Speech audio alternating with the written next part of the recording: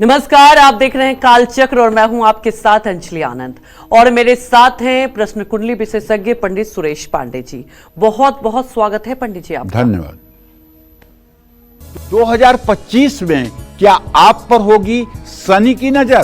2025 में ढैया और साढ़े साती से किसको रहना होगा संभल कर? शनि की हर चाल का हाल बताऊंगा मैं। कालचक्र भविष्यवाणी 2025 में।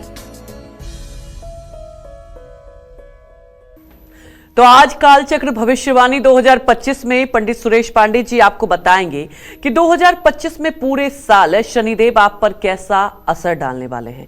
2025 में शनिदेव किसको परेशान कर सकते हैं, किन लोगों को शनिदेव धनवान बना सकते हैं और किसको इस साल ढैया या साढ़े साती में कष्ट उठाना हो सकता है। साथ ही पंडित जी आज वो महा उपाय भी बताएंगे जिसे करके आप पूरे साल शनिदेव की कृपा भी पा सकते हैं। तो आज का कालचक्र बेहद ही महत्वपूर्ण है। तो आज का कालचक्र ध्यान से देखिए, भविष्यवाणी 2025। अगर आपका कोई सवाल है तो आप हमें फोन कर सकते हैं। पंडित जी से आप सीधे लाइव बात कर सकते हैं। हमारा नंबर है 012066524411। शनि की स्थिति कैसी रहने वाली है? 2025 में किस राशि पर शनि की साढ़े साती होगी और कौन सी राशियां इस साल शनि की ढैया के साए में रहेगी? इस साल शनि कब वक्री होंगे और कब अस्त होंगे और कब सीधी चाल चलेंगे, ये जानते हैं पंडित जी से। तो पता है पंडित जी। देखिए, आज हम आप सभी दर्शकों को शनिदेव के गोचर, स्थिति और उनके द्वारा 12 राशियों पर पड़ने वाले परिणामों की चर्चा करेंगे। अगर आप आज का कार्यक्रम ध्यान से देखेंगे तो शनिदेव से संबंधित कोई भी समस्या आपके मन में, कोई भी जिज्ञासा आपके मन में शेष नहीं रहेगी, खासकर अपनी राशि को लेकर। तो आप पहली बात ये जान लीजिए कि 29 मार्च 2025 तक शनिदेव कुंभ राशि में रहेंगे। 29 मार्च 2025 को रात 11:01 पर शनिदेव मीन राशि में प्रवेश करेंगे और 3 जून 2027 तक मीन राशि में रहेंगे। दोनों बातें समझ लीजिए, मीन राशि में ही रहेंगे और जब मीन राशि में रहेंगे तो इसका मतलब होगा कि कुंभ और मेष और मीन तीनों राशियों पर साढ़े साती होगी। 29 मार्च तक मकर, कुंभ और मीन राशि पर शनि की साढ़े साती है अभी 29 मार्च तक। 29 मार्च के बाद से कुंभ, मीन और मेष राशि वालों पर शनि की साढ़े साती शुरू रहेगी। 29 मार्च तक कर्क और वृश्चिक राशि वालों पर शनि की ढैया भी है, लेकिन 29 मार्च के बाद से सिंह और धनु राशि के जातकों पर शनि की ढैया शुरू हो जाएगी। 13 जुलाई 2025 से 28 नवंबर 2025 तक 138 दिन होते हैं शनि बकरी रहेंगे। बकरी माने समझते हैं? पीछे चलना। पीछे चलने को वक्रगति कहते हैं, आगे चलने को मार्गी कहते हैं, बहुत तेज चलने को अतिचारी कहते हैं, बहुत धीमी गति से चलने को मंद कहते हैं। तो शनि बकरी रहेंगे मतलब अपनी राशि में पीछे की तरफ लौटेंगे। 28 फरवरी 2025 से 9 अप्रैल 2025 तक शनि 40 दिन तक अस्त रहेंगे। शनि अस्त तब होते हैं जब सूर्य के सानिध्य में होते हैं। जब सूर्य उनसे 10 डिग्री के डिस्टेंस पर रहता है तो उस समय शनिदेव अस्त हो जाते हैं। तो कहने का आशय यह है कि ये जो मैंने शनि का गोचर बताया है और शनि के आगे पीछे राशियों में जाने का क्रम बताया है, इसके आधार पर आप अपने राशि के बारे में विधिवत सारी बातें आज समझ पाएंगे। इसलिए आज का कालचक्र इंपॉर्टेंट है, लेकिन थोड़ा सा गंभीर विषय है, इसलिए दिमाग से समझना पड़ेगा। जय मां विंध्यवासिनी।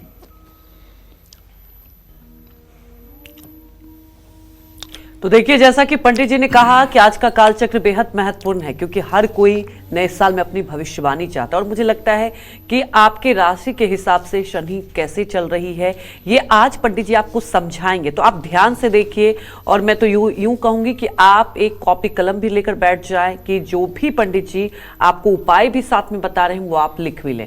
अब राशि के मुताबिक चर्चा की शुरुआत करते हैं और जानते हैं साल 2025 में मेष राशि वालों पर शनिदेव क्या प्रभाव डालेंगे और शनिदेव मेष राशि वालों को शुभ फल देंगे या पूरे साल परेशानियां होगी।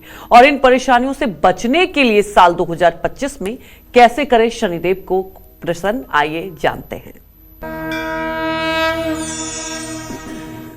देखिए, दो बातें हैं, या तो आपकी जन्म राशि मेष है या आपकी प्रचलित राशि मेष है। दोनों हिसाब से अगर आपकी मेष राशि बनती है, ऐसा नहीं है कि जन्म राशि मेष है तभी परेशान होगे, प्रचलित राशि मेष है तो नहीं परेशान होगे, ऐसा नहीं है। क्योंकि आप सो करके जागते तो हैं अपनी नाम राशि से ही ना। अगर आप खूब सोए हो गहरी निद्रा में, आपका नाम लेकर कोई पुकारे तो 2 बार 3 बार पुकारेगा तो आप उठ जाएंगे। नाम वही होता है जिससे आदमी सोए में जग जाए। आदमी सीधे जा रहा है, पीछे से उसका कोई नाम बुलाए, आदमी पीछे मुड़ के देख दे तो यही नाम होता है। तो भाई, चाहे प्रचलित नाम से मेष राशि है और चाहे जन्म कुंडली के नाम से मेष राशि है, आप पर शनि की 7.5 29 मार्च 2025 से शुरू होकर 31 मई 2032 तक रहने वाली है। 7.5 का पहला चरण 29 मार्च 2025 से 1 जून 2027 तक रहेगा। 7.5 का दूसरा चरण 2 जून 2027 से 7 अगस्त 2029 तक रहेगा और 7.5 का तीसरा चरण 8 अगस्त 2029 से 31 मई 2032 तक रहेगा। इस साल शनि आपके व्यय भाव में गोचर करने वाले हैं। शनि की 7.5 में आपकी कारोबारी यात्राएं बढ़ेंगी, विदेश यात्रा के भी प्रबल योग बनेंगे, लेकिन शनि आपके खर्च बढ़ाएंगे, बचत में तकलीफ होगी। ऐसे में आर्थिक मामलों में आपको शनिदेव से सावधान रहना होगा। शनि की 7.5 के दौरान आपकी सेहत भी प्रभावित हो सकती है, क्योंकि आपकी राशि शनि की नीच राशि है। इस बात को भी ध्यान रखिएगा। मई के बाद नौकरी बदलना आपके लिए शुभकारी होगा। जुलाई से नवंबर 2025 तक शनि के वक्री रहने से आपको स्वास्थ्य समस्याएं ज्यादा परेशान कर सकती हैं। 28 नवंबर के बाद आपको राहत मिल सकती है। शनि की 7.5 के दौरान अपने गुस्से पर काबू रखें और जल्दबाजी से बचें, अहंकार न करें और अच्छे समय में, जब आपका बहुत अच्छा समय चल रहा हो तो नम्र रहने की कोशिश करें। रिश्तों में शक को न आने दें। और एक उपाय आपको बता रहा हूं, यदि आपकी मेष राशि है तो हर शनिवार को पीपल के पेड़ के नीचे सायंकाल आपके घर का कोई सदस्य या आप स्वयं 7 दिए जला करके सरसों के तेल के और पीपल की 7 परिक्रमा कच्चे सूत से अगर कर ली जाए तो निश्चित रूप से शनि देव का कुप्रभाव आपके जीवन पर नहीं पड़ेगा। लेकिन ये प्रक्रिया कम से कम 7 शनिवार होनी चाहिए। जय मां विंध्यवासिनी।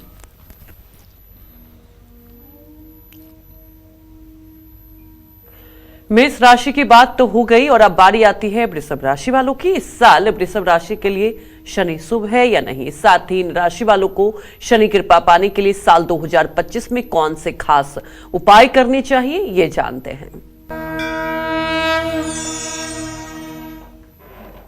वृषभ राशि के जातकों के लिए शनि लाभकारी होता है।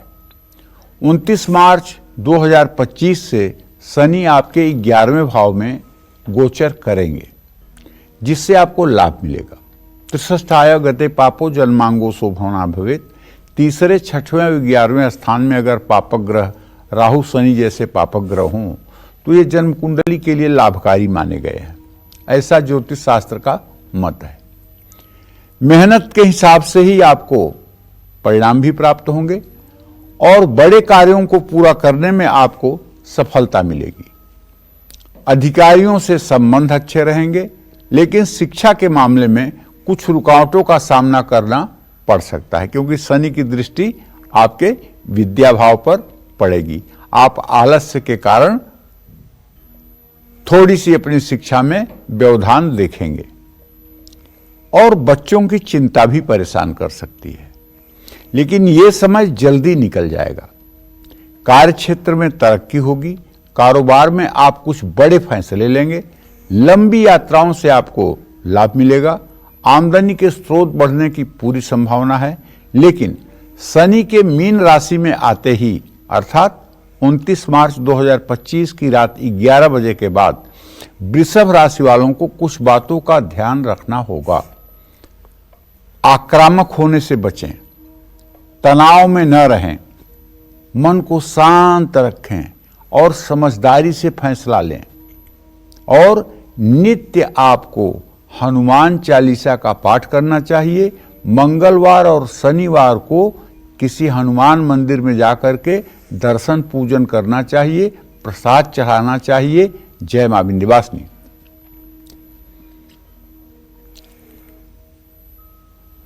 तो आगे बढ़ते हैं और जानते हैं कि 2025 में मिथुन राशि पर शनिदेव क्या असर डालने वाले हैं और क्या शनिदेव इस साल मिथुन राशि की परेशानियां बढ़ाने वाले हैं।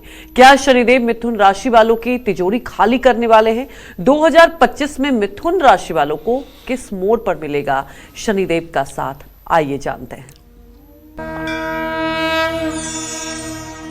नौकरी और कारोबार में आपको लाभ मिलेगा, लेकिन काम का बोझ बढ़ेगा, आपको तनाव महसूस होगा, खर्च कम होंगे, लेकिन पारिवारिक स्थिति में उतार चढ़ाव आएगा। शनि के वक्री होने पर परिवार के सदस्यों में बड़े बुजुर्गों की सेहत पर ध्यान देना होगा। शनि के गोचर में जीवन साथी से रिश्ते मजबूत रखने होंगे। शनि का गोचर मिथुन राशि वालों की मनोकामनाएं पूरी करेगा। आपको इस समय भाग्य का साथ मिलेगा, लेकिन शनि के गोचर में आपको कुछ बातों का ध्यान रखना है।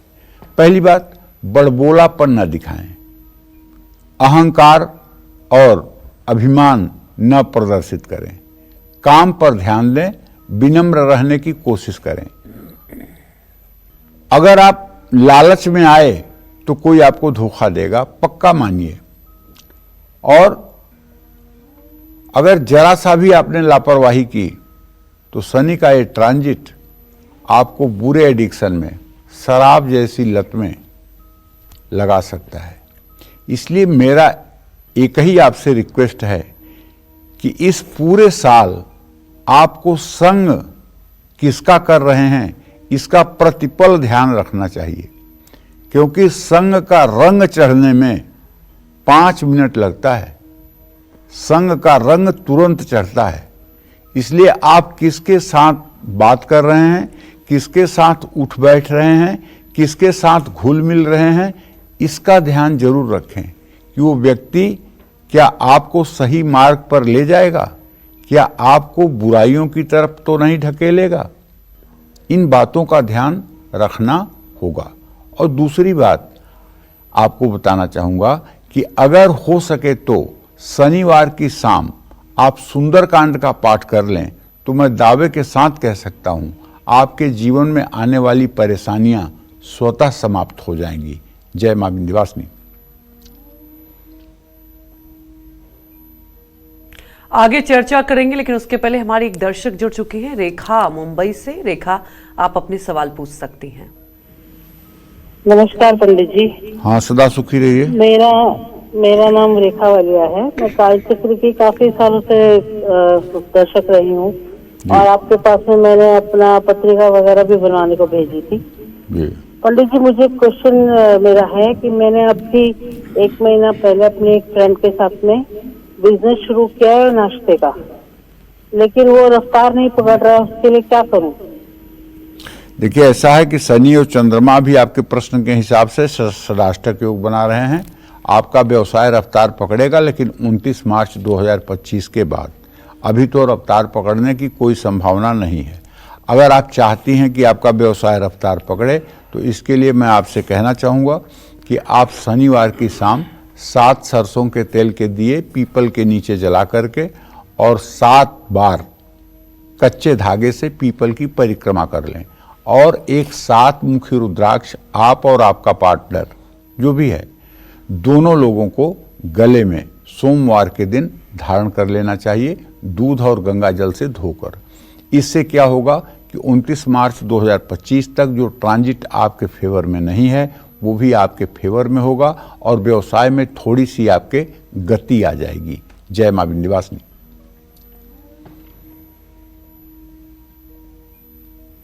अब बारी आती है कर्क राशि वालों की। साल 2025 में कर्क राशि वालों की किस्मत पर शनिदेव क्या असर डालेंगे, ये जानते हैं।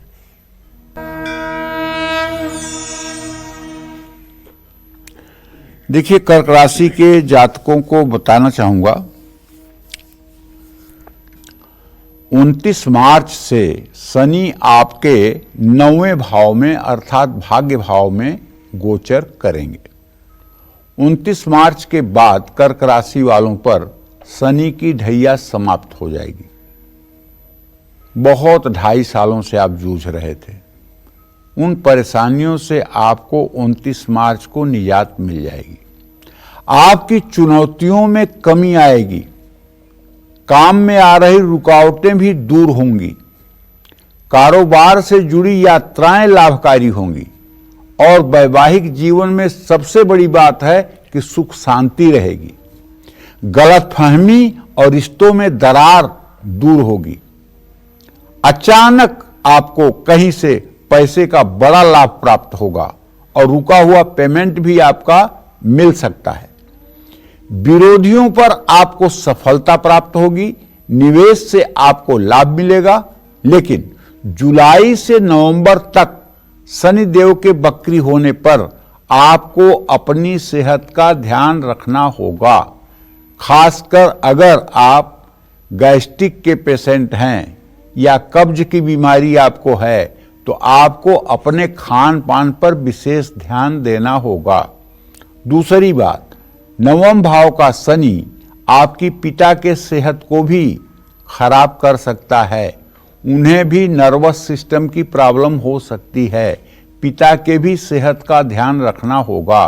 अगर पिता की उम्र 70 साल से ज़्यादा है तो उन्हें हर शनिवार सरसों के तेल से अपना मसाज करके और गुनगुने पानी से नहाना चाहिए। इससे उनके सेहत में सुधार होगा।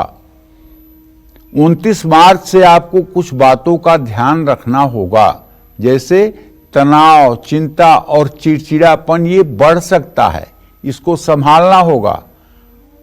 आपका स्वभाव जिद्दी और कठोर हो सकता है जो उचित नहीं है। शनि की वक्री स्थिति में अनैतिक काम करने का मन बनता है। क्षण भर के सुख के लिए आदमी गलत मार्ग का अनुसरण करता है। इसलिए हर समय ईश्वर का भय मन में बनाकर रखें कि मेरे द्वारा कोई ऐसा कृत्य न हो जो ईश्वर को पसंद न हो। चाहे आप एकांत से एकांत में रहें, वहां भी आप ये समझें कि भगवान हमारे साथ है, शनिदेव हमारे साथ हैं। अगर हम कुछ भी गलत करेंगे तो उसका परिणाम बहुत बुरा होगा और वो परिणाम भुगतना पड़ेगा।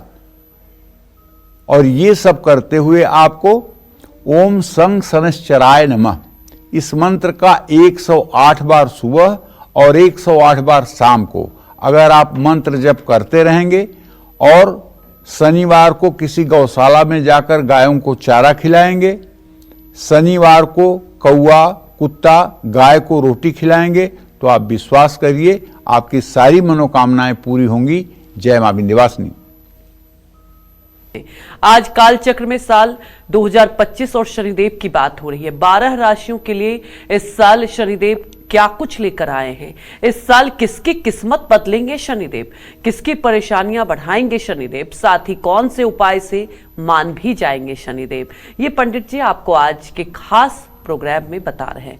और चलिए अपनी चर्चा को अब आगे बढ़ाते हुए बात कर लेते हैं सिंह राशि वालों के बारे में कि क्या शनि 2025 में इनकी किस्मत खोलेंगे या इनको कड़ी मेहनत करवाएंगे। कैसी है शनि की चाल इस साल सिंह राशि वालों के लिए, आइए जान लेते हैं।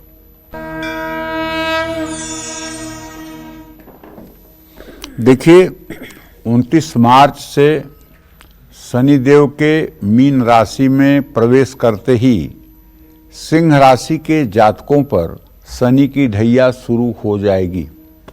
29 मार्च की रात 11:01 से आपके ऊपर शनि की ढैया शुरू हो जाएगी, जो 3 जून 2027 तक रहेगी।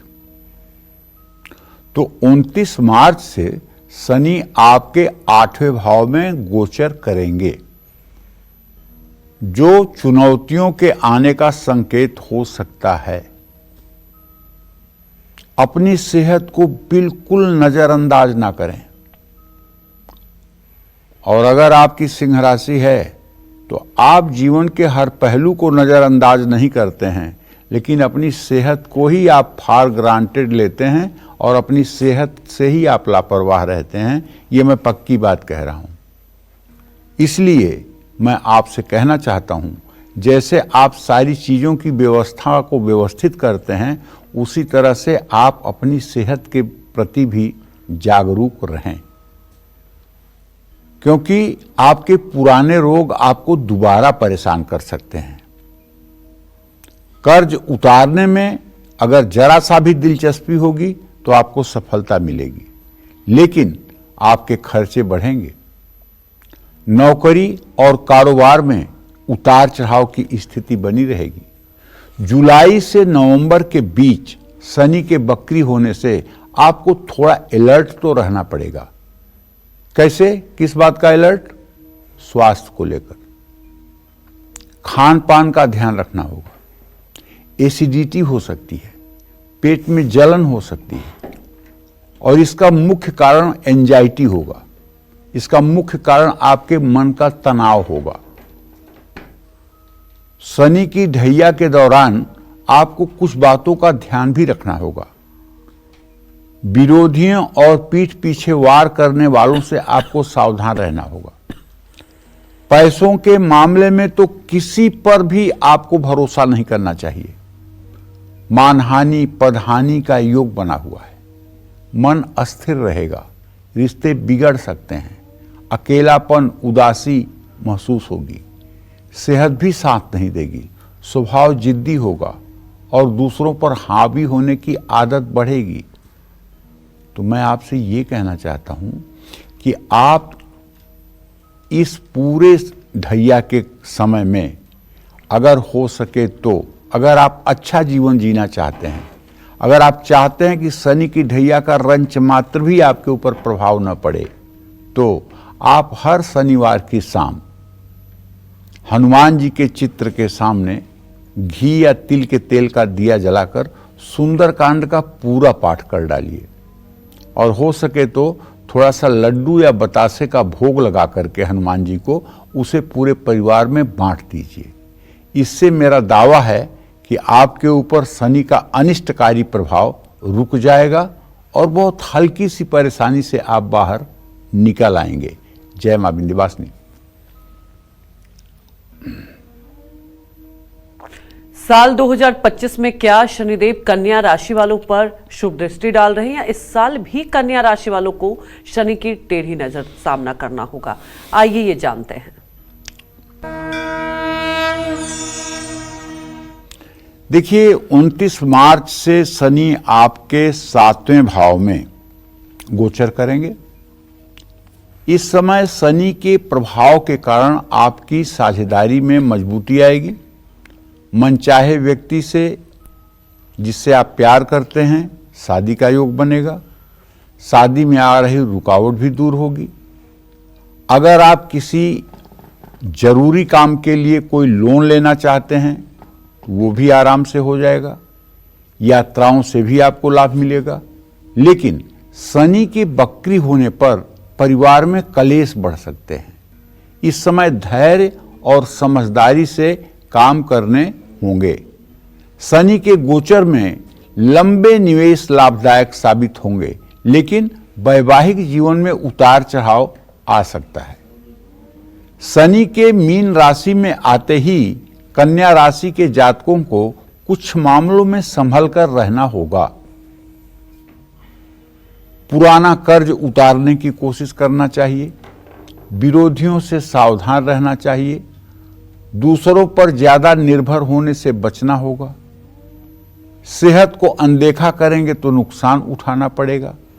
तो यदि आपकी कन्या राशि है, चाहे प्रचलित नाम से चाहे राशि नाम से, तो मैं आपसे ये आग्रह करूंगा कि अभी तो नहीं, लेकिन 29 मार्च 2025 के बाद आपको हर शनिवार को सुबह पीपल में जल चढ़ाना चाहिए और शनिवार को पीपल के नीचे सरसों के तेल का दिया जलाकर और एक पाठ शनि चालीसा का जरूर करना चाहिए। अगर आप नहीं कर सकते हैं तो ये उपाय आपकी माताजी, आपकी पत्नी या आपके परिवार का कोई सदस्य आपके बिहाफ पर कर सकता है। जय मां विंध्यवासिनी।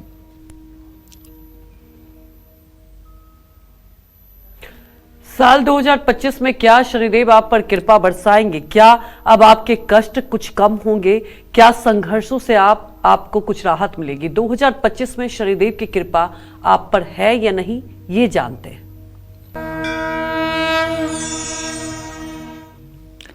देखिए, 29 मार्च से शनि आपके छठे भाव में गोचर करेंगे। ये मैं तुला राशि के जातकों को बता रहा हूं। तुला राशि वालों को शनि शुभ फल देते हैं, क्योंकि शनि तुला का उच्च का होता है। जैसे कोई आदमी कहीं सम्मानित हो और कहीं से उसको पुरस्कार मिले तो वहां का नुकसान नहीं करता, चाहे वो कैसा भी अनित कर्म करने वाला व्यक्ति हो। जहां से उसे कोई उपाधि मिलती है या जहां उसे बड़प्पन मिलता है, उस स्थान पर व्यक्ति अपनी कुदृष्टि नहीं डालता है। तो तुला राशि वालों के लिए जो मैंने जिंदगी में अनुभव किया है वो ये कि लगभग शनि अच्छा ही फल देते हैं। ऐसे में विरोधियों पर सफलता मिलेगी, नौकरी और कारोबार में लाभ मिलेगा, मेहनत के अनुसार ही फल प्राप्त होगा, हर प्रतिस्पर्धा में आप बेहतर करेंगे। लेकिन वक्री शनि के दौरान आपको अपनी सेहत का ध्यान रखना होगा। पारिवारिक संपत्ति को लेकर के विवाद हो सकता है, समझदारी दिखानी चाहिए। अगर आप विद्यार्थी हैं तो शनि का गोचर आपके लिए शुभ साबित होगा। शनि के मीन राशि में गोचर करते ही आपको कुछ बातों का ध्यान रखना जरूरी है। आप ज्यादा भावुक हो सकते हैं, ऐसे में छोटी छोटी बातें भी आपको प्रभावित करेंगी। भावुकता बढ़ने से आप एंजाइटी और तनाव की चपेट में आ सकते हैं। कोई आपका भरोसा तोड़ सकता है। तो भाई देखिए, अगर आपकी तुला राशि है तो मैं तो आपसे ये कहूंगा कि आपको शनिवार के दिन काले कुत्ते को, कौवे को, गाय को तेल लगी रोटी खिलानी चाहिए। अगर ये उपाय आपने करना शुरू कर दिया तो आप समझ लीजिए केवल शनिदेव ही नहीं, आपके पितर भी प्रसन्न होंगे और आपके ऊपर चाहे जिस ग्रह की दशा चल रही हो, किसी ग्रह की दशा चल रही हो, कोई योगिनी चल रही हो, कितना भी बुरा समय चल रहा हो, लेकिन उसमें आपको राहत मिलनी शुरू हो जाएगी। जो लोग नियमित रूप से, चाहे सप्ताह में एक दिन ही सही, गाय की सेवा करते हैं, कुत्ते को कुछ खिलाते हैं, कौवे के लिए कुछ व्यवस्था करते हैं, उन लोगों के जीवन में चाहे जितना दुर्भाग्य का समय हो वो भी कम हो जाता है और राहत मिलती है। ये आजमाया हुआ उपाय है। जय मां विंध्यवासिनी।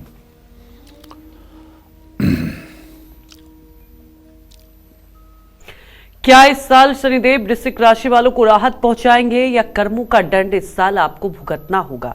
पुरानी गलतियों का हिसाब क्या आपसे लेने वाले हैं इस साल शनिदेव? आइए ये जान लेते हैं।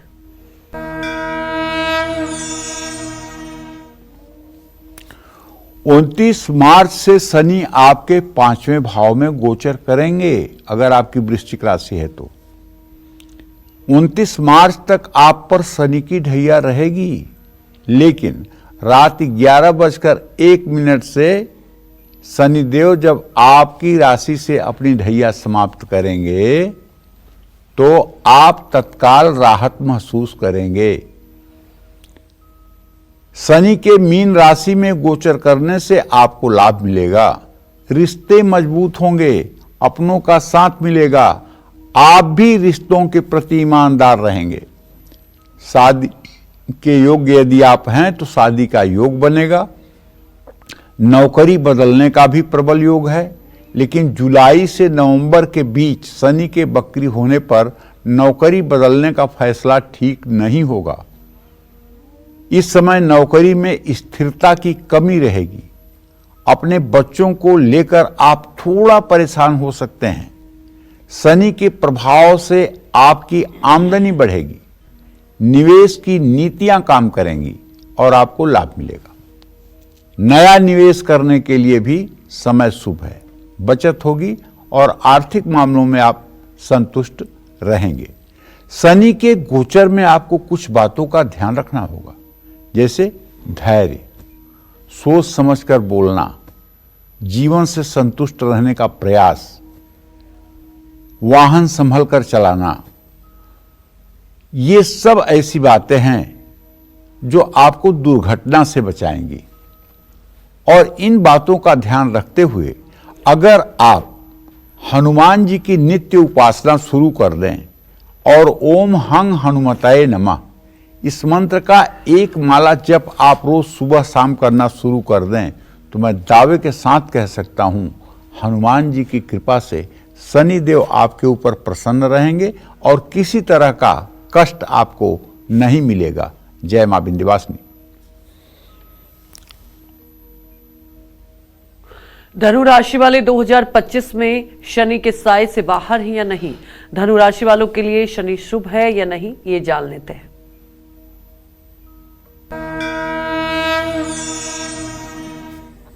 29 मार्च 2025 से शनिदेव आपके चौथे भाव में गोचर करेंगे। 29 मार्च से धनु राशि वालों पर शनि की ढैया शुरू हो जाएगी, जो 3 जून 2027 तक रहेगी। ये समय आपके लिए काफी संघर्षमय और चुनौतीपूर्ण साबित हो सकता है। परिवार से दूर जाना पड़ सकता है। नौकरी में स्थानांतरण का योग है। घर में कलेश की स्थिति बनेगी। मां की सेहत कमजोर रह सकती है। लेकिन शनि की ढैया के दौरान और शनि के मीन राशि में आने से आपको कानूनी मामलों में सफलता मिलेगी। वक्री शनि के दौरान आपको अपनी सेहत का खास ध्यान रखना होगा। शनि की ढैया में आपको कुछ बातों का ध्यान रखना होगा। दूसरों की जरूरत से ज़्यादा मदद ना करें। कानूनी मामलों से संभल कर रहें। नकारात्मक सोच बढ़ेगी, जिसका असर रिश्तों पर पड़ सकता है। कार्यक्षेत्र में झगड़े होंगे और आपका स्वभाव क्रोधी हो जाएगा। अगर आपकी धनु राशि है तो मैं भैया आपसे रिक्वेस्ट करना चाहूँगा, ओम संग शनैश्चराय नमः इस मंत्र का 10 माला जप रोज सायंकाल शुरू कर दीजिए और कम से कम 102 दिन तक करिए, तिल के तेल या सरसों के तेल का दिया जला के। लेकिन ध्यान रखिएगा, शनिदेव की कोई प्रतिमा घर में न रखिए, शनिदेव का कोई चित्र घर में मत लगाइए, शनिदेव का कोई शनि यंत्र घर में मत रखिए। केवल मानसिक रूप से शनिदेव की पूजा करके ओम संग शनैश्चराय नमः इस मंत्र का सायंकाल पूरब दिशा में मुंह करके आप जप करिए। और हो सके तो शनिवार को किसी जरूरतमंद को कुछ भी भोजन की वस्तु आपको देना चाहिए। अपने नौकरों से, अपने अधीनस्थ काम करने वालों के साथ बहुत अच्छा व्यवहार करना चाहिए। अगर उनसे कोई गलती भी हो रही हो तो उसे माफ करके उन्हें मतलब कि जो है अच्छा ही बर्ताव आपके द्वारा किया जाना चाहिए। क्योंकि देखिए, शनिदेव उसी आदमी को ज्यादा कष्ट देते हैं जो दूसरों को सताता है। ये न्याय के देवता है।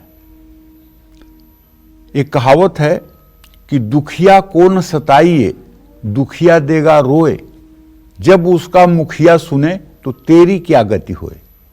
तो दुखिया के मुखिया हैं शनिदेव। आप अगर किसी मजबूर आदमी को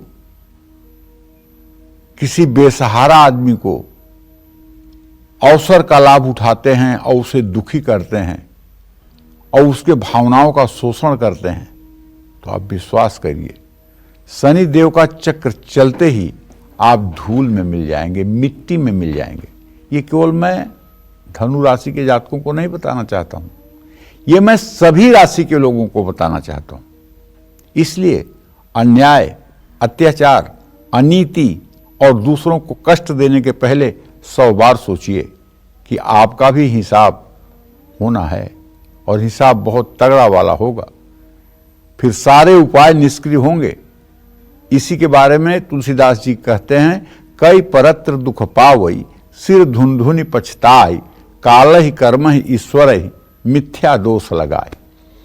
गलती आप करेंगे, लोगों को सताएंगे, लोगों का हक मारेंगे, लोगों की मजदूरी मारेंगे, लोगों का शोषण करेंगे, और जब दुख आएगा, विपत्तियां कहर ढाएंगी, तो आप कहेंगे भाग्य साथ नहीं दे रहा है, भगवान भी निर्दयी हो गया है, किस्मत नहीं साथ दे रही है, मेरे ऊपर किसी ने कुछ किया कराया है, मेरे ऊपर किसी ने कुछ बंधन करवा दिया है, पितर दोष हो गया है। नाना प्रकार की विडंबना की बातें आप करेंगे, जबकि हकीकत यह है कि कर्म प्रधान विश्व करी राखा, जो जस करिय सो तस फल चाखा।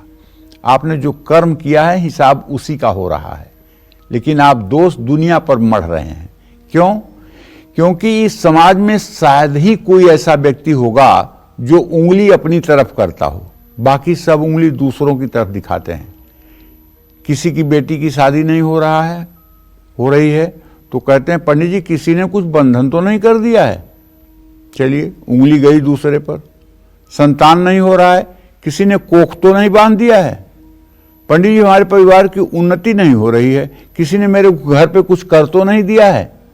अपने कर्म पर नहीं कहेंगे कि पूर्व जन्म में मैंने कोई ऐसा महत अपराध किया है जिसकी सजा हम भुगत रहे हैं, बल्कि दोष दृष्टि दूसरों पर, किसी ने कुछ कर दिया है, किसी ने कुछ करवा दिया है। ये करने करवाने का क्या फार्मूला है? भगवान राम को शाम तक राज्याभिषेक की खबर थी, सुबह वनवास हो गया, किसने क्या करवा दिया था? भगवान कृष्ण पैदा हुए, मां के स्तन का दूध भी नहीं पी पाए, उसके पहले गोकुल के लिए रवाना हो गए, उनको किसी ने क्या करवा दिया? जब यहां भगवान आकर मनुष्य शरीर में कष्ट पा सकते हैं, मनुष्य शरीर में भगवान के साथ नियत हो सकता है, आप और हमारे साथ क्यों नहीं हो सकता है? लेकिन बड़े पाप के भागीदार हम तब बन जाते हैं जब किसी के ऊपर शक कर लेते हैं कि कोई किसी ने कुछ करवा दिया है, अमुक व्यक्ति ने करवाया होगा, अमुक व्यक्ति किया होगा। ये सब बातें जब हम सोचते हैं तो ये भी एक प्रकार का पाप बन जाता है, इससे सावधान रहना चाहिए। जय मां विंध्यवासिनी। चलिए अब जल्दी से बात कर लेते हैं मकर राशि वालों के बारे में। क्या 2025 में शनिदेव मकर राशि वालों को सताएंगे? क्या शनिदेव इस साल मकर राशि वालों पर अपनी कृपा बरसाएंगे? आइए जानते हैं।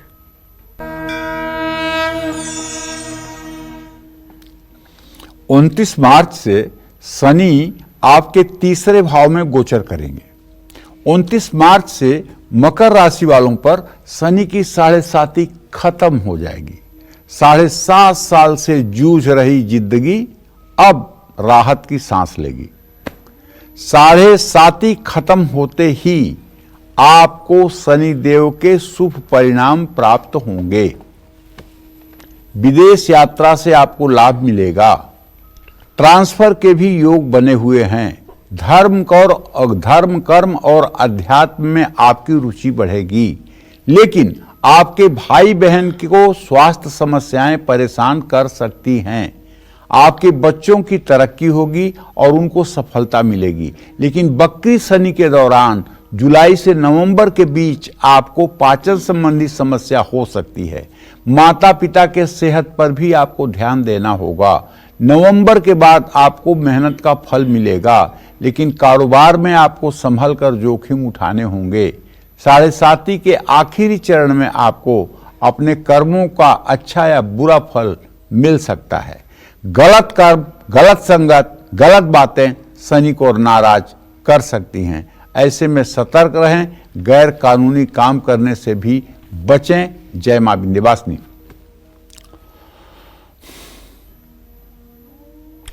साल 2025 में कुंभ राशि वालों पर शनिदेव अपना क्या प्रभाव डालेंगे? शनिदेव कुंभ राशि वालों को शुभ फल देंगे या पूरे साल देंगे परेशानियां? और इन परेशानियों से बचने के लिए साल 2025 में कुंभ राशि वाले कैसे करें शनिदेव को प्रसन्न? आइए जानते हैं। 29 मार्च से शनि आपके दूसरे भाव में गोचर करेंगे। कुंभ राशि वालों पर 29 मार्च से 7.5 का अंतिम चरण शुरू होगा। 7.5 के अंतिम चरण में शनि आपसे बचत कराएंगे।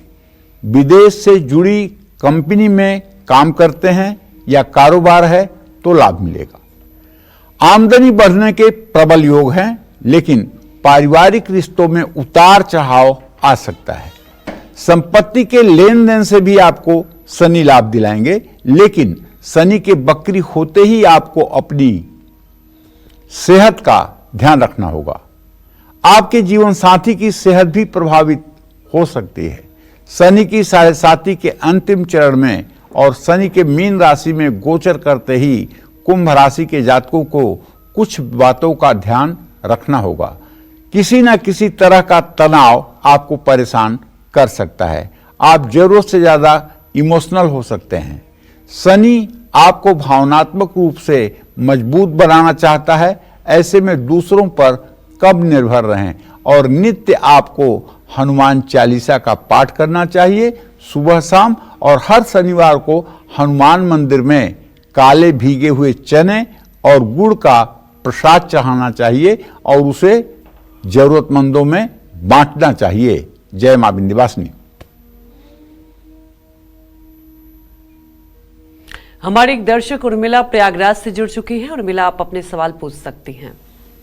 जी पंडित जी, जय मां विंध्यवासिनी। जय मां विंध्यवासिनी। बेटा तेज बोलो।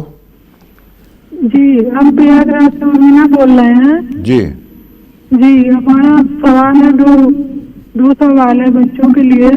मेरे बच्चे का बड़े बेटे का नाम अमन कुमार है, जिसकी डेट ऑफ बर्थ 4 अक्टूबर 1991 है।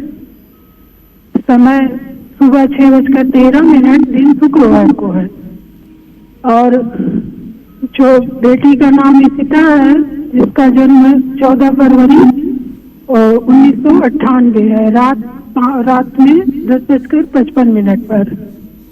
जी, मेरे बेटे का पहला सवाल है, वो पंडित जी शादी के लिए तैयार नहीं हो रहा है। वो मांगलिक भी है सर, और उसका भविष्य कैसा होगा, शादी के लिए आगे भविष्य में तैयार होगा कि नहीं होगा। और मेरी बेटी के लिए है कि उसने पोस्ट ग्रेजुएशन भी किया है और नेट भी किया है, क्या उसकी सरकारी नौकरी का योग है, और उसकी शादी उदी का कब योग है, और भविष्य कैसा होगा पंडित जी। देखिए, बेटे के विवाह में तो अभी विलंब की स्थिति बनी हुई है। बहुत विलंब वैसे भी हो चुका है। 33 साल का हो गया है, अब 34वें साल में प्रवेश होने जा रहा है। लेकिन मैं आपको बताऊं कि बुध और बृहस्पति का सप्तमस्थ होना इस बात का संकेत है कि इसके मन में विवाह के प्रति कोई आकर्षण पैदा ही नहीं हो रहा है। एक बार आप खुद रोज राम रक्षा स्तोत्र का सुबह शाम पाठ करिए। प्रभु श्री राम से प्रार्थना करिए कि वो आपके बेटे को सद्बुद्धि दें और वो घर गृहस्थ के जीवन में थोड़ा सा अपना मन लगाए।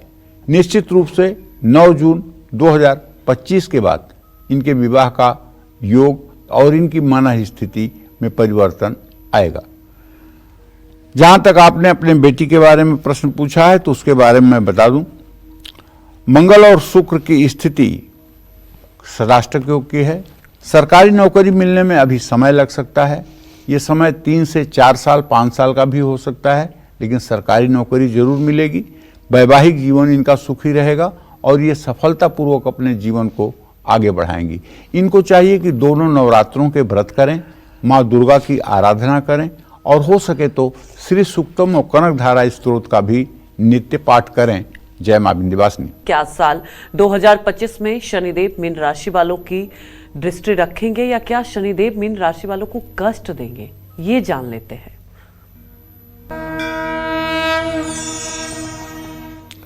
29 मार्च से मीन राशि वालों पर शनि की 7.5 का दूसरा चरण माने मध्य चरण शुरू होगा। 29 मार्च से शनिदेव आपकी राशि में रात 11:01 पर प्रवेश कर जाएंगे। भाई बहन माता पिता से रिश्ते मजबूत होंगे। एक सूत्र जान लीजिए ज्योतिष का, स्थान हानि करो जीवो, स्थान वृद्धि करो शनि। शनि जिस स्थान पर बैठता है उस स्थान को नुकसान नहीं पहुंचाता है। तो अगर आपकी राशि में 2.5 साल जो शनि देव रहने वाले हैं उसमें आपका नुकसान नहीं होगा, आप निश्चिंत रहिए। वैवाहिक जीवन में उतार चढ़ाव की स्थिति रहेगी। जीवन साथी की सेहत पर भी बुरा असर पड़ सकता है। कारोबार में लाभ मिलेगा। साझेदारों से संबंध मजबूत होंगे, लेकिन नौकरी पेशा लोगों को समझदारी दिखानी होगी। मेहनत करने से पीछे ना हटें। काम का बोझ बढ़ेगा जिससे आपको एंजाइटी तनाव हो सकता है। जुलाई से नवंबर तक वक्री शनि के कारण आप कुछ परेशान हो सकते हैं, लेकिन ये परेशानी तभी होगी जब आप शनि देव की आराधना नहीं करेंगे। अगर आपने शनि देव की आराधना शुरू कर ली है तो परेशानी कुछ भी नहीं होगी। 7.5 और शनि के गोचर में आप पर झूठे आरोप भी लग सकते हैं। आपका क्रोध भी बढ़ सकता है। इसलिए मेरे भाई, आपको नीलांजन समाभासम रविपुत्रम यमाग्रजम छाया मारतंड संभूतम तम नमामि शनैश्चरम, इस मंत्र को रोज सुबह शाम 108 बार कर लेना चाहिए।